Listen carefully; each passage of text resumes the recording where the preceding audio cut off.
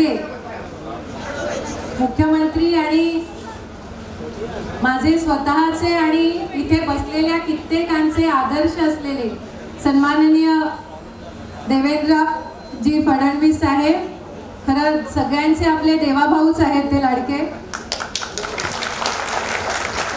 आपल्या जिल्ह्याचे पालकमंत्री तथा महाराष्ट्र शासनाचे वनमंत्री श्री गणेश नाईक साहेब,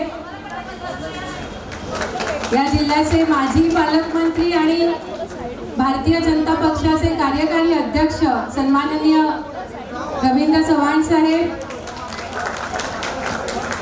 इथे उपस्थित जन्मापासून ज्यांनी मला लढायला शिकवलं, ज्यांच्याकडनं मी लढण्याची प्रेरणा घेतली, असे माझे प्रेरणास्थान माझे वडील श्री विवेक पंडितजी, माझे विधानसभेतील सहकारी श्री राजन नाईकजी, विधान परिषद सदस्य श्री निरंजन डावखरेजी, खासदार साहेब, आपल्या पालघरचे लोकप्रिय खासदार साहेब डॉक्टर हेमंत सवरा साहेब, आपल्या जिल्ह्याच्या प्रभारी राणीताई, संघटन मंत्री हेमंत म्हात्रेजी, सन्माननीय व्यासपीठ महायुतीचेही सगळेजण इथे उपस्थित आहेत, निलेश दादा, राजाराम मुळीक दादा, ईश्वर भाऊ, मी या प्रसंगी सगळ्यांचं इथे स्वागत करते. आणि खरं तर देवाभाऊ, मला बोलताना चिमटा काढावा असं वाटतंय, कारण की मला खरंच वाटत नाही आहे की आपण इथे आलात आणि या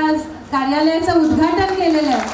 तुम्ही जो माझ्यावरती विश्वास दाखवलात आणि जे पाठबळ आम्हाला निवडणुकीत दिलं आणि आत्तापर्यंत देता आहात, त्या पाठबळाच्या जोरावरच वसईमध्ये एक नवीन इतिहास घडला आणि 35 वर्षानंतर वसई विरार नालासोपारामध्ये कमळ उगवलेला आहे. आणि त्याचीच पुनरावृत्ती आता आम्हाला सगळ्यांना मिळून स्थानिक स्वराज्य संस्थांमध्ये सुद्धा करायची आहे. आणि तुमच्या येण्याने आज आम्हाला प्रचंड ताकद मिळालेली आहे.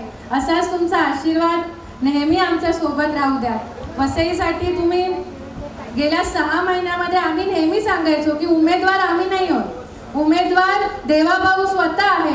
आणि तुमच्यावर विश्वास ठेवून या वसईतल्या जनतेने भरभरून प्रेम दिलेलं आहे. आणि तो विश्वास देवाभाऊ तुम्ही 6 महिन्यात आम्ही जे सांगितलं की हे होईल आणि ते तुम्ही केलं. देहर्जेचा प्रकल्प मंजूर केला, मेट्रोच्या सर्वेक्षणाला मंजुरी दिली, भूमिगत केबलसाठी मंजुरी दिली. आणि आम्हाला सगळ्यांना आशा आहे की आज जेव्हा तुम्ही वसईत आलात तर वसईच्या विकासाला एक नवीन गती तुमच्या माध्यमातून मिळणार आहे. मी जास्त बोलत नाही, कारण की खरंच खूप वेळात वेळ काढून तुम्ही इथे आलेला आहात.